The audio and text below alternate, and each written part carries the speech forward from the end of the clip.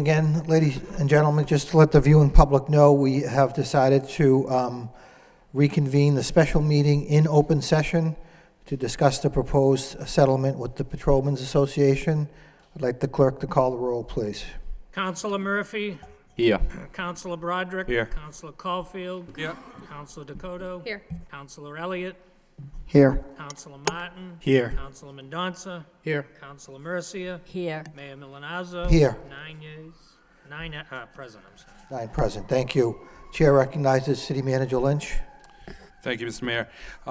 Members of the council, prior to coming back into open session, we were in executive session where I was describing to you the process that we've gone through with the Patrolmen's Union in our recent collective bargaining with that unit.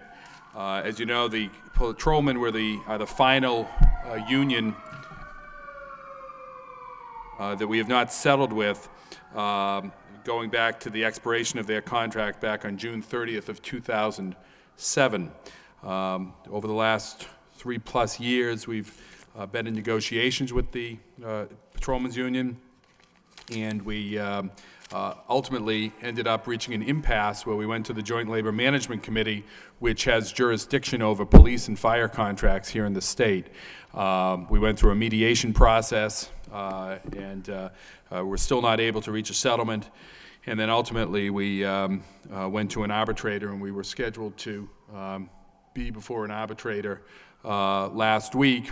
But prior to that occurring, we were able to sit down with the union and try to reach some settlement with the union, and that's what I have before you tonight. If I could just walk you through the details, and I won't go through the positions that the city started out with or the positions that the union started out with, but just give you the nuts and bolts of the proposed settlement that we've reached. We have, starting with the salary proposal, we agreed upon an 8% increase effective July 1st, 2010. So if you will, fiscal years 08 is a 0, fiscal year 9 is a 0, fiscal year 10 is a 0, and then 8% in fiscal year 11. If you were to, sort of average that out over the 4 years, it comes to about 2% a year, but there is no retroactive payments here for the group as a whole, and we simply have the 8% effective July 1st, 2010. We also agreed to mirror the Superior's contract with regards to the Legal Defense Fund and increasing our contribution from $150 to $250 effective January of 2011. I know it says January 2010, but it's actually in 2011, and the payments will be made every 6 months at $125 per member. That has a cost of about $60,000, $66,000 for the city. That goes towards their indemnification in the event that they are sued as a result of their employment as a police officer. The union did agree they were the last major union to accept a biweekly payment or a payroll. So that's has been a major issue for us as we've tried to implement that across the board. So that certainly is an important step.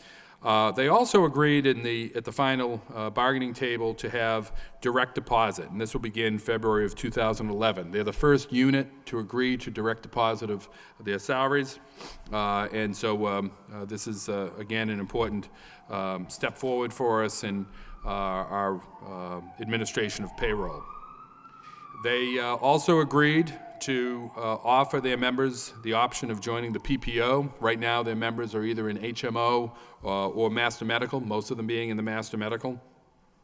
This paves the way for them to go to the less expensive option, less expensive for them, less expensive for us, but also it's an important, we think it's an important step forward for moving people away from the expensive master medical plan.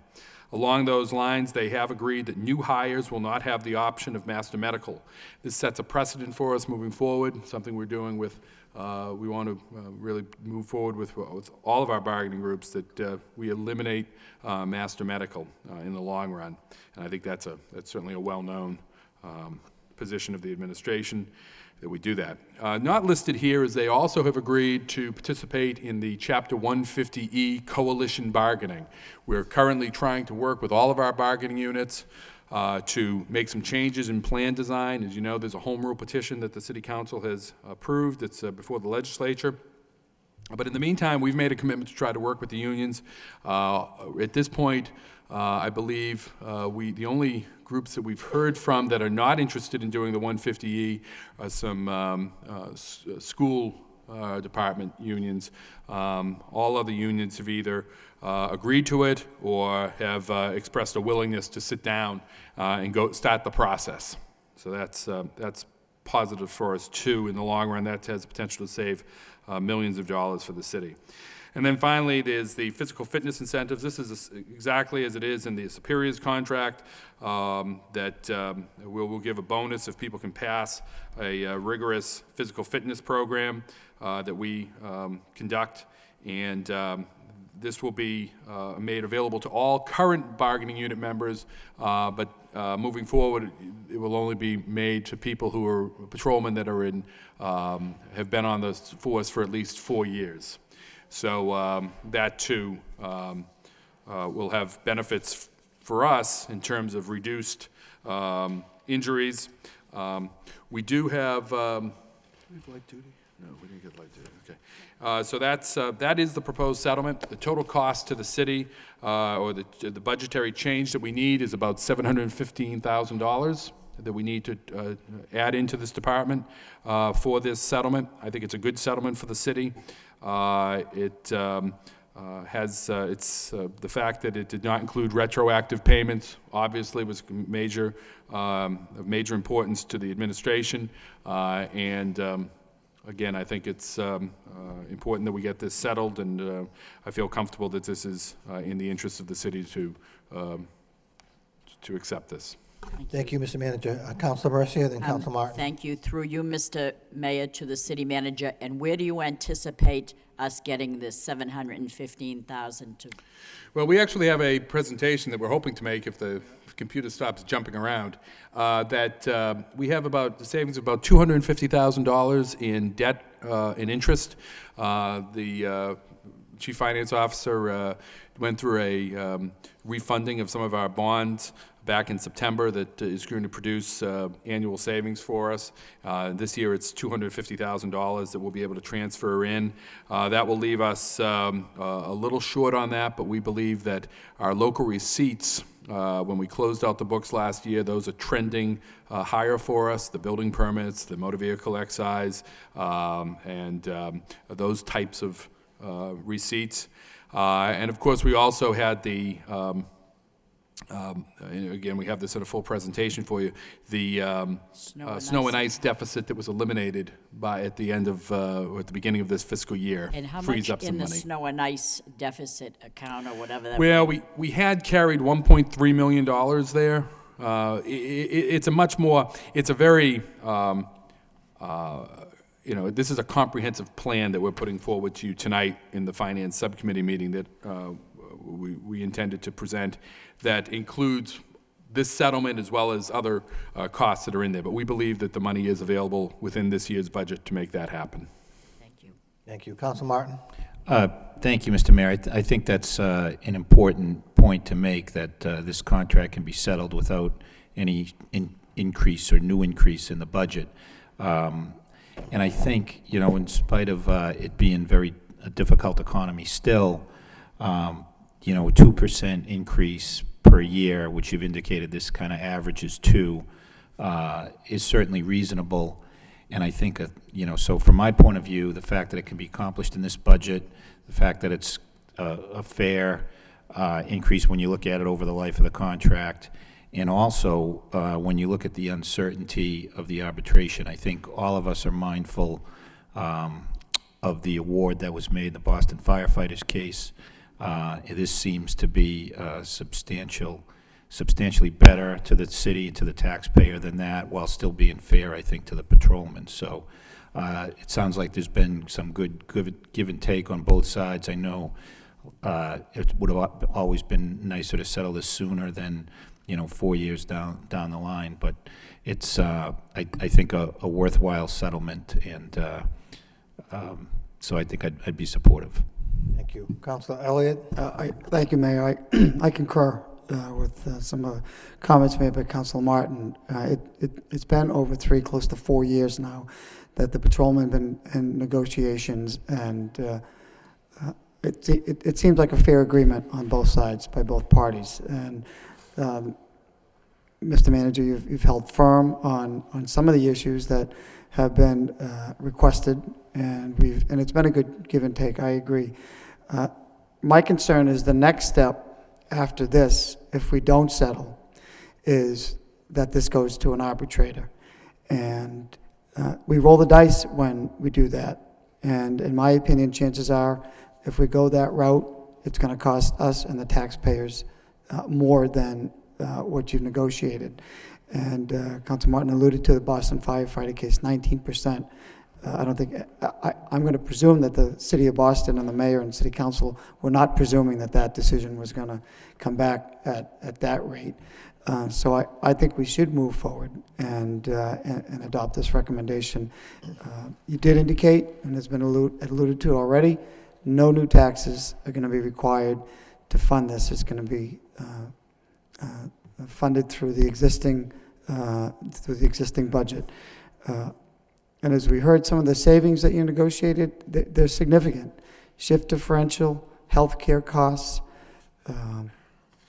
111F, workers' comp, retroactive pay. These are all items that we have discussed for a number of years that are budget busters, and taking them off the table and negotiating them out is a very good thing. So the Patrolman Union, they have adopted this, they voted on it. It is a fair and a reasonable settlement during these economic times. I completely agree, and I plan on supporting it. Thank you. Councilor Caulfield? Thank you very much, Mr. Mayor. Mr. Manager, the one agreement that the union has made is new hires will not have the option of Master Medical. And we all know how expensive Master Medical is to the city and the school department. So I think that's a huge thing in this contract. And I just want to stress as well that the 8% increase is over a 4-year period, which amounts to 2% a year. They haven't had a contract for 4 years. So I just want to let the viewers at home and the taxpayers know, it's not like they're getting an 8% pay increase. It's over a 4-year period. And this is the last union that is coming to the table and bringing something to the table that we can look at and support. So I will support this, and I think the administration did a fine job, along with the police union as well. I know it was give and take throughout this whole process, but that's what negotiations are all about, and I will support this. Thank you. Councilor Broderick? Thank you, Mr. Mayor. I concur with many of the things that have been said. I think it's a good compromise. I think that both sides obviously have been at this a long time, and both sides should be congratulated on finalizing this deal. The Patrolmen's Union, I know, would like more, and we would obviously like to pay less, but I think that's a sign of a good compromise. And I think the key here is, there were concessions given, and setting up for future contracts, and it shows their willingness to bargain with you, Mr. Manager. But I think the key here is the management of risk that we have to look at here in terms of what could happen if we don't come up with a compromise and settle this thing. I think it's a fair compromise. I know folks at home would like to see 0 because maybe they haven't gotten a raise where they work in the last year, but these folks have gone without a raise for 3 years, and is a way to settle this thing and avoid a risk of a future significant hit and exposure to the city through the process, the arbitration process as it happened in Boston. Everyone's familiar with it, I'm sure. But I think the key here is that we're avoiding that at the same time coming up with a reasonable compromise. Mr. Manager, thank you for your hard work. I know, and thank the union folks for hanging in there and reaching a reasonable compromise. Thank you. Thank you. Councilman Donza? Yes. As has been stated, this is the settlement of a contract from 3 years ago, essentially. Like other contracts we've adopted recently, it'll essentially be expired when we adopt it. So it mirrors pretty much what we have settled the other contracts as far as the dollar amounts.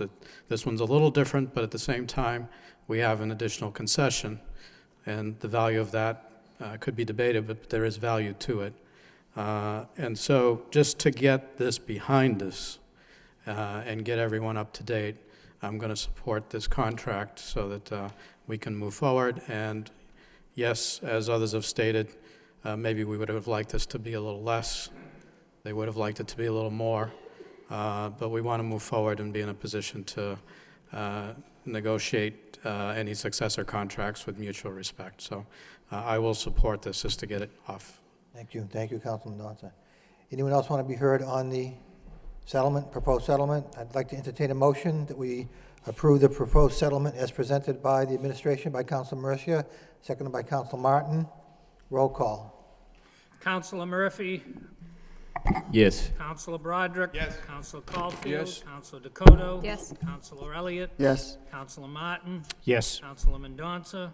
Yes. Councilor Mercia. Yes. Mayor Milonazo. Yes.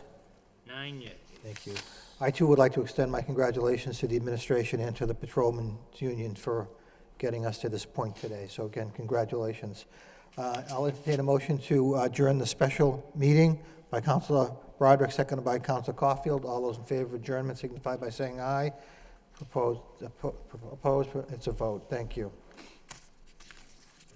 We stand adjourned.